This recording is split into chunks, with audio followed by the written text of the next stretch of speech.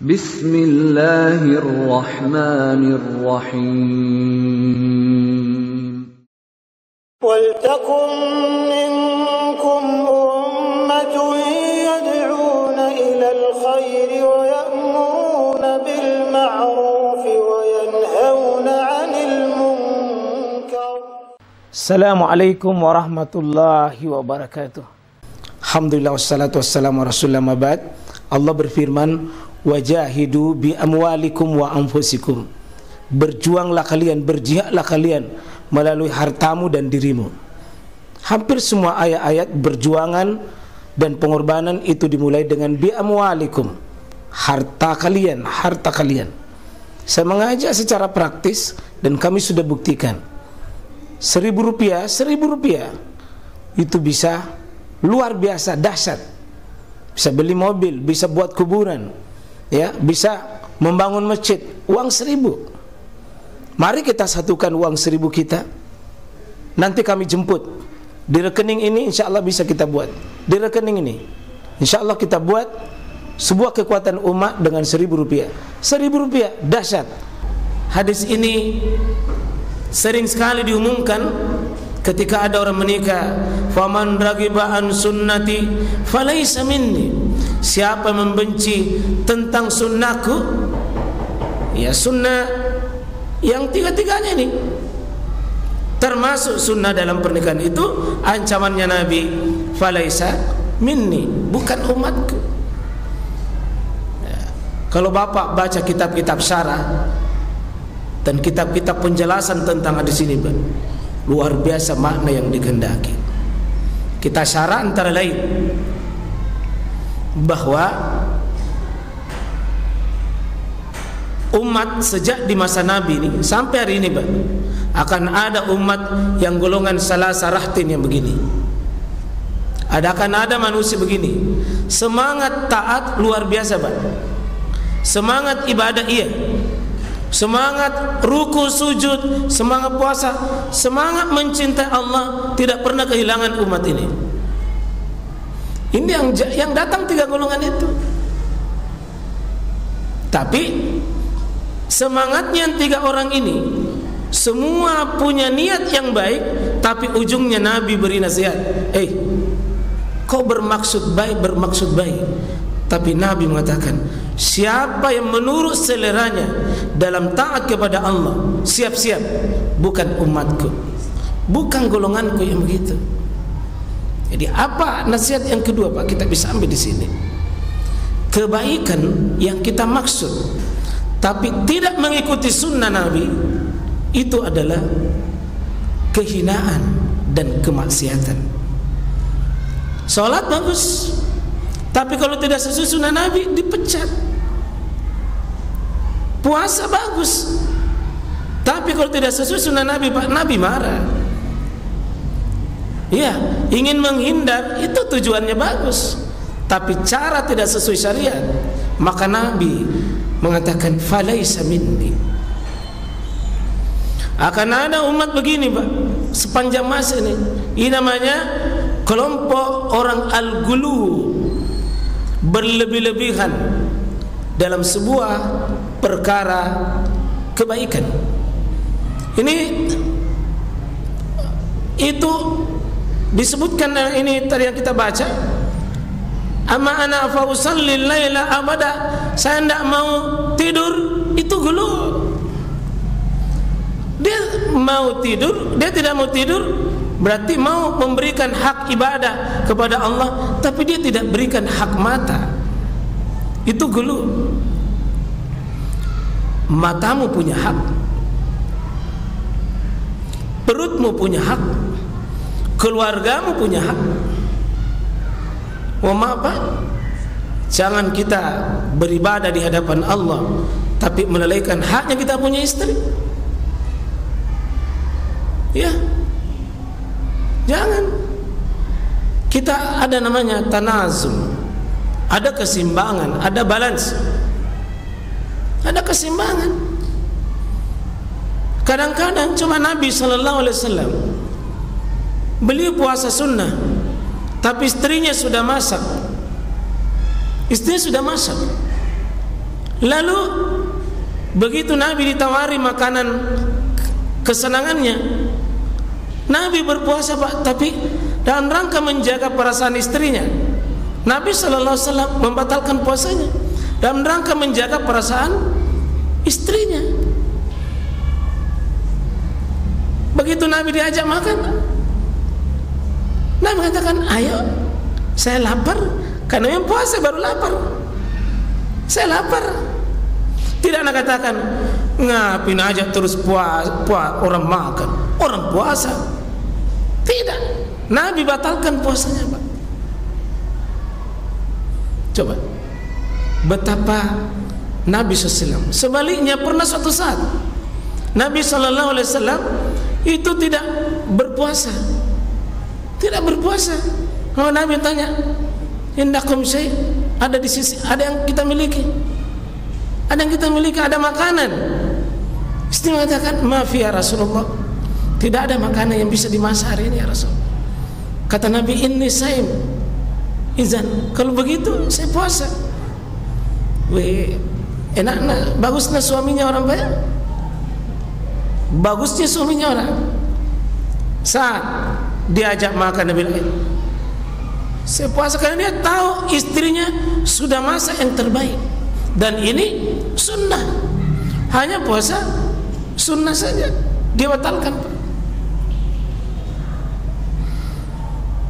Artinya salah satu amalan Pak, tidak selamanya bahwa kasih senang Allah semata lalu menyakiti orang, tidak. Kadang-kadang memasukkan kegembiraan di hatinya manusia, apalagi manusia istimewa yang bernama istri kita. Kadang lebih tinggi pahalanya mungkin dari ibadah lain Pak. Ibadah lain. Maka bapak-bapak, saya tidak ajari Pak. Bapaklah lebih tahu, lebih pengalaman, lebih tahu. Ya. Lebih tahu, lebih paham, lebih pengalaman tentang itu. Mungkin ada suatu saat kita tidak butuh sesuatu itu, tapi mungkin pasangan hidup kita butuh. Maka kita temani. Kita temani bukan karena kita senang, kita temani karena dia senang dan menyenangkan dia, itu ibadah. Mungkin dia hanya pergi makan, ini urusan duniawi. Makan di tempat sana, tempat situ. Yang jauh itu makan nama cetom pipo itu. Masak makan di situ. Mungkin menurut kita itu paling aman. Mungkin paling enak di situ, pergi di sana macet apa jauh juga. Belum itu kalau keluar kena tanya. Tapi mungkin bisa jadi Pak, itu yang membuat dia bilang, oh suamiku ini betul-betul luar biasa pengorbanannya, luar biasa perhatiannya, luar biasa beri sesuatu. Bapaklah yang lebih tahu, yang bapak sudah alami itu bertahun-tahun, bapak yang lebih paham itu. Itu ketika Rasulullah SAW bicara seperti ini, ya Rasulullah SAW kadang melepaskan kepentingan dirinya untuk demi rumah tangganya, demi rumah tangganya. Kadang melepaskan dirinya, dia lapar, dia puasa, melepaskan dirinya. Bagaimana Rasulullah SAW bersikap? Dan Nabi SAW mengatakan bahwa khairukum, yang terbaik dari kalian adalah khairukum li ahli, yang terbaik kepada ahlinya, kepada keluarganya. Wa ana khairum min ahli, saya yang terbaik pada keluargaku. Ada jemaah sekalian rahmatullah Allah Subhanahu wa taala, kita tidak usah heran Pak dan kaget kalau ada di zaman sekarang ini melampaui batas ibadahnya, sampai ada tidak mau menunda menikah, keasikan tersendiri dalam dunianya. Ingat, baik mungkin menurut kita Pak, tapi belum tentu baik menurut Allah dan Rasulnya.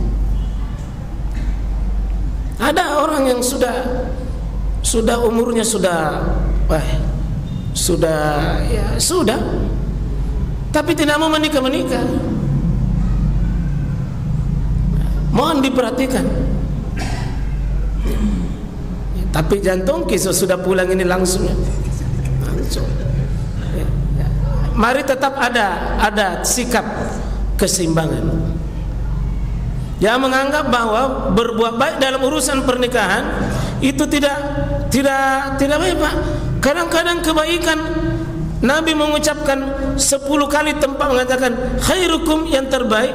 Salah satunya, Pak, diucapkan pada saat di hadapan masalah rumah tangga. Yang terbaik dari kalian adalah orang terbaik terhadap pasangan hidupnya. Ya, itu artinya agama mengajarkan kita, Pak, jangan tinggalkan sesuatu yang halal seperti makan, sesuatu yang halal tidur, sesuatu yang halal seperti menikah. Dan ini semua adalah ibadah jika diniatkan dengan benar. Makan itu, Pak, dengan cara yang benar, pahala. Bahkan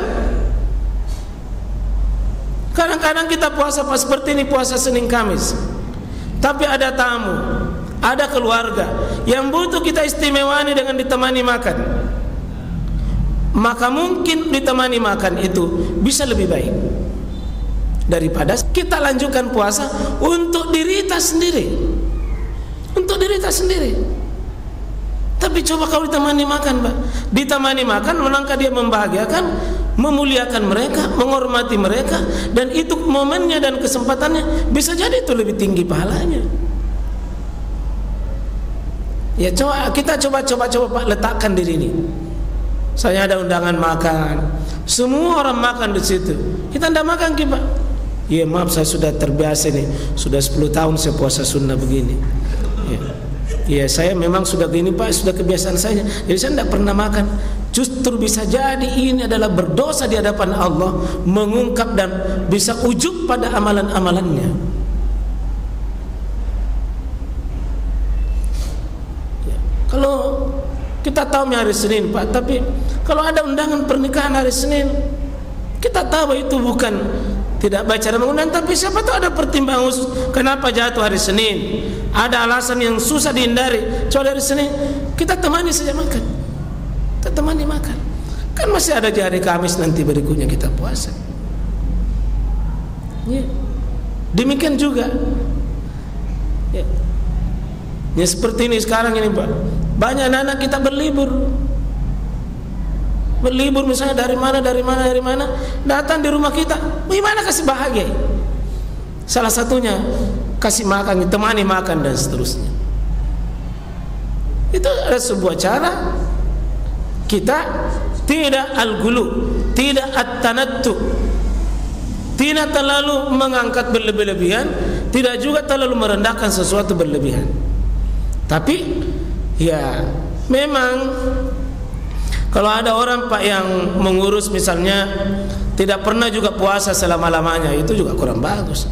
Ada orang tidak pernah puasa Senin Kamis, tidak pernah puasa Senin Kamis. Bilang jangan kamu puasa Senin Kamis, puasa Ramadan lagi nak usahalah. Ini kan juga terlalu berlebihan. Ini kan terlalu berlebihan. Kata Nabi SAW, turfa'ul a'mal ila rabbil alamin yaumil isnin wal khamis.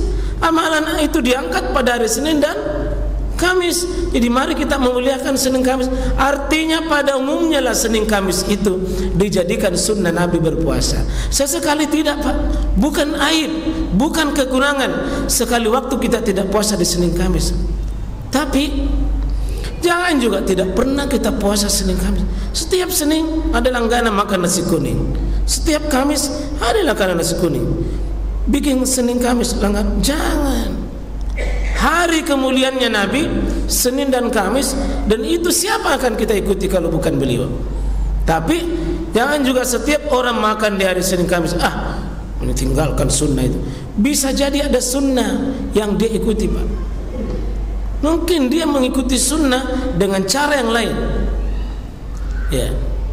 Demikian juga di sholat lail ini. Salat lail sesuatu yang sangat utama. Tapi Nabi marahi tiga-tiganya ini, Pak. Dan cukuplah marah yang paling tegas. Sampai Nabi mengatakan, wallahi, demi Allah, inni la akhsyakum lillah wa atqakum. Saya yang paling takut kepada Allah, saya yang paling bertakwa kepada Allah, tapi saya tetap melakukan apa yang kalian benci. Artinya, Pak, niat baik tapi tidak cocok dengan prosedur bukan kebaikan.